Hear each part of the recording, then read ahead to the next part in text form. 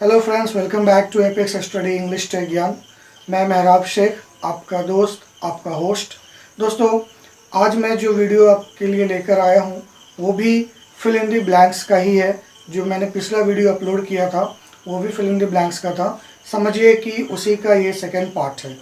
Friends, मैं आपसे एक बात कहना चाहता हूँ कि मैं वीडियोस बनाता हूँ आपकी मदद करने के लिए। जो भी परेशानी है आपको कॉम्पिटिटिव इंग्लिश को समझने में, उससे रिलेटेड क्वेश्चंस को बनाने में, मैं पूरी कोशिश करता हूं कि मैं आपकी किसी तरह से मदद कर सकूं।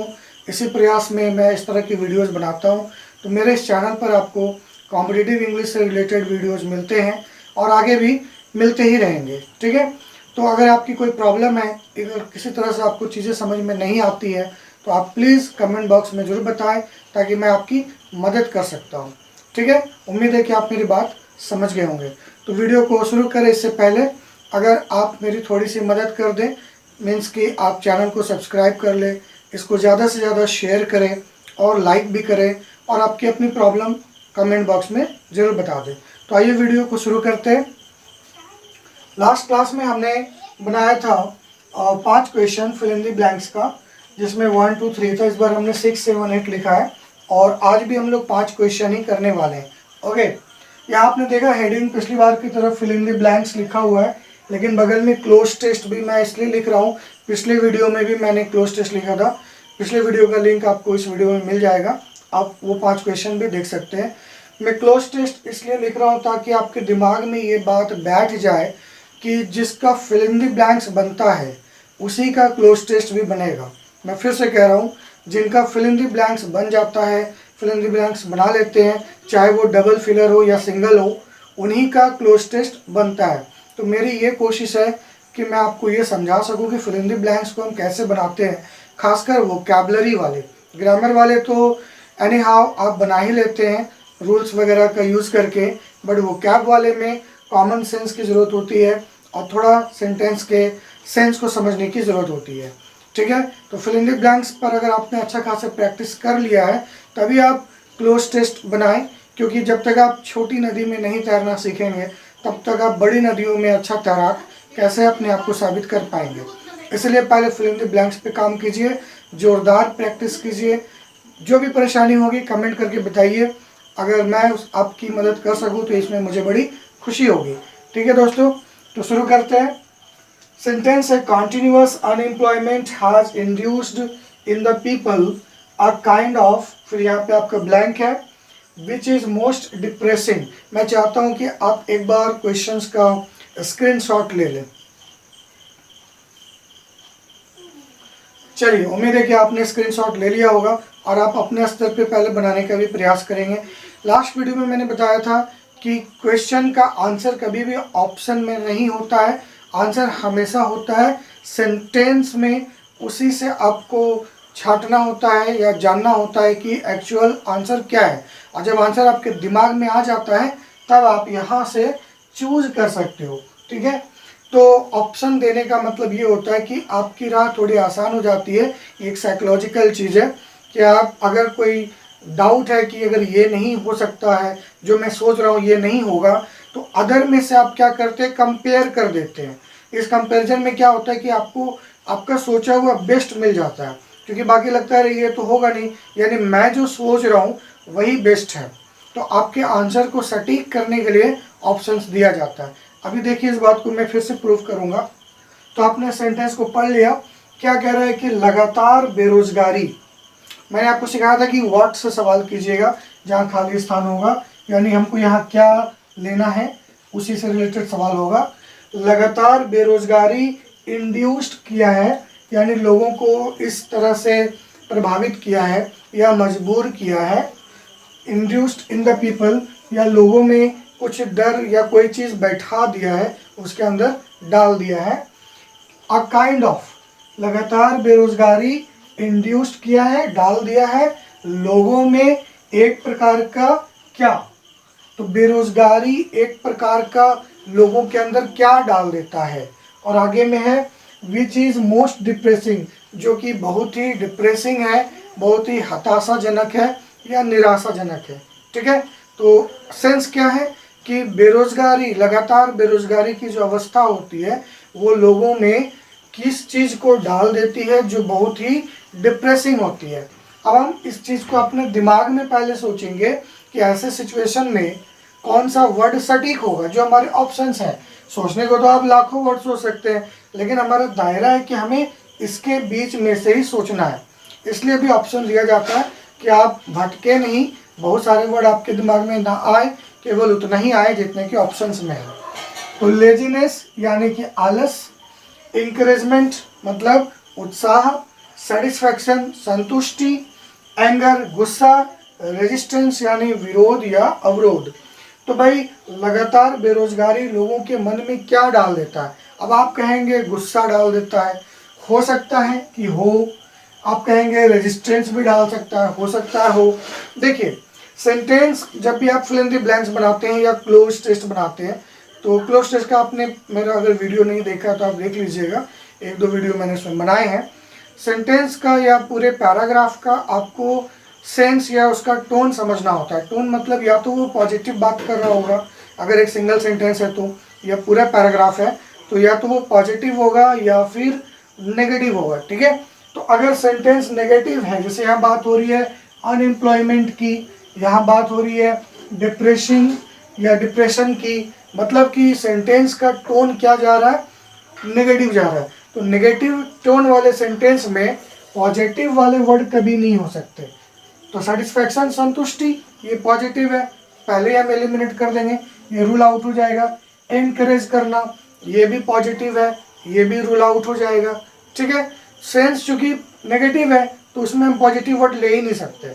अब हमारे पास 3 नेगेटिव वर्ड है, lazy, anger and resistance. Okay, तो यहाँ पे सही जो आंसर होगा वो होगा लेजीनेस यानी कि आलसपन। अब आप कहेंगे सर एंगर भी तो हो सकता है कि बेरोजगारी से आदमी के अंदर गुस्सा आ जाए। देखिए दोस्तों, शुरू में गुस्सा जरूर आता है, लेकिन अगर कंटिन्यूअस आप बेरोजगार हैं तो आपके अंदर जो डिप्रेशन आता है, तो डिप्रेशन में होता है कि आप थोड़ा सा शोरों में रहते हैं, आपके अंदर गम भी रहता है, ठीक है, और धीरे धीरे जो है आपका मोटिवेशन कम हो जाता है। तो ऐसे में आदमी सुस्त हो जाता है, फिर चीज़ों को इग्नोर करने लगता है, मतलब वो हैबिचुअल हो जाता है कि हम तो बेरोजगार हैं, हमारा तो कुछ नहीं हो सकता। तो इस तरह की बात होगी। इसलिए ये थोड़ा एक्टिव है, नेगेटिव है लेकिन एक्टिव है, और ये भी नेगेटिव है रेजिस्टेंस यानी विरोध, और ये भी एक्टिव है। लेकिन यहाँ पे जो है डिप्रेसिंग वर्ड जो यूज किया है वो होता है लेजीनेस। लेजीनेस में उसका सेंस आ जाता है, इसलिए जो सही वर्ड होगा वो होगा लेजीनेस, कि ये अ काइंड ऑफ लेजीनेस डाल देता है लोगों में जो बहुत ही डिप्रेसिंग है। बात समझ में आ गई?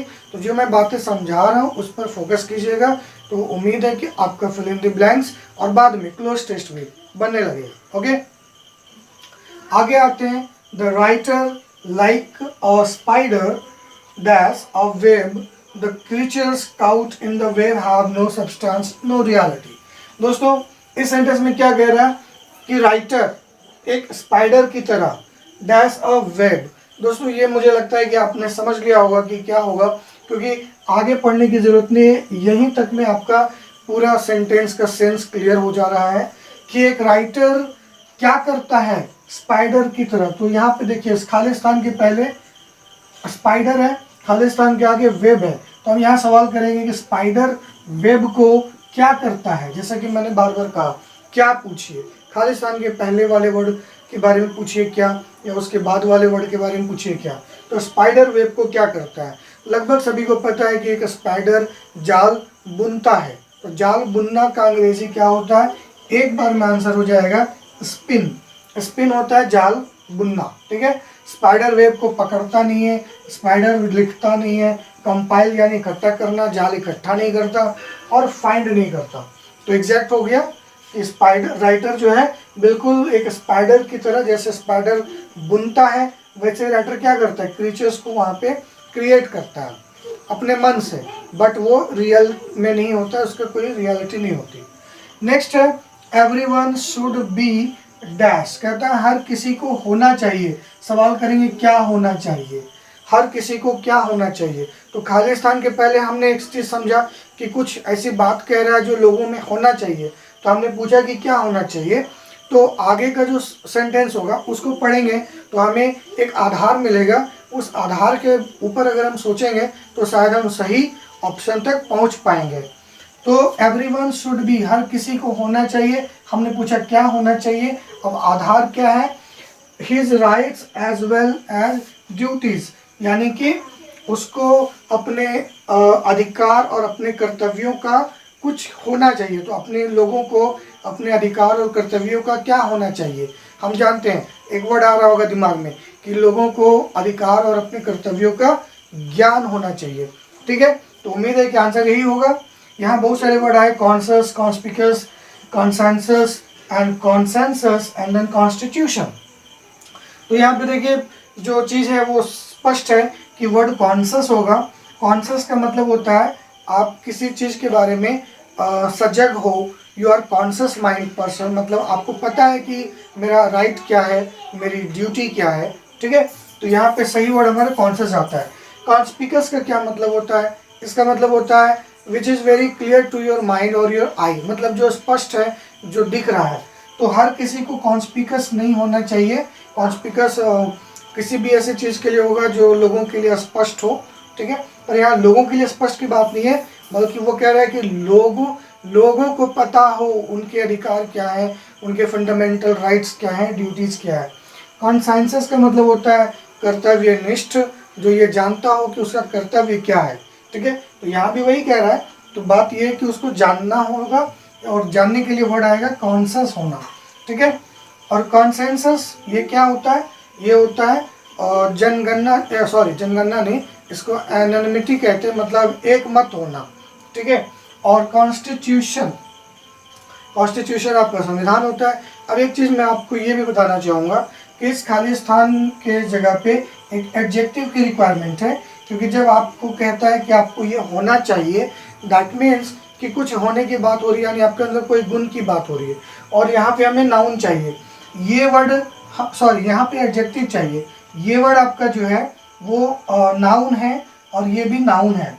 अगर यहाँ एडजेक्टिव चाहिए, हमने थोड़ी सी ग्रामर की मदद ली, अगर एडजेक्टिव चाहिए तो ये दोनों तो नहीं हो सकते क्योंकि नाउन है। अब या तो आंसर ये या ये या ये। तो हमने पहले ही क्लियर किया कि लोगों को कॉन्शियस माइंड होना चाहिए, सजग होना चाहिए, जानना चाहिए कि आखिर उनकी राइट्स या उनकी ड्यूटीज़ क्या हैं। ठीक है, तो दोस्तों वीडियो को ज़्यादा मैं लंबा नहीं करूँगा, 3 ही क्वेश्चन समझाने के लिए काफ़ी है। इसको कंटिन्यू करेंगे, अगले पार्ट में ज़्यादा से ज़्यादा क्वेश्चन धीरे धीरे इसी तरह हम बनाते जाएंगे, ताकि आपको छोटी छोटी बातों का ज्ञान हो कि कैसे फिल इन द ब्लैंक्स को सॉल्व किया जाता है। तो मैं कोशिश कर रहा हूँ आपकी मदद करने की, आप भी थोड़ी मदद करें, मेरे चैनल को सपोर्ट करें, सब्सक्राइब करें, लाइक करें, शेयर करें।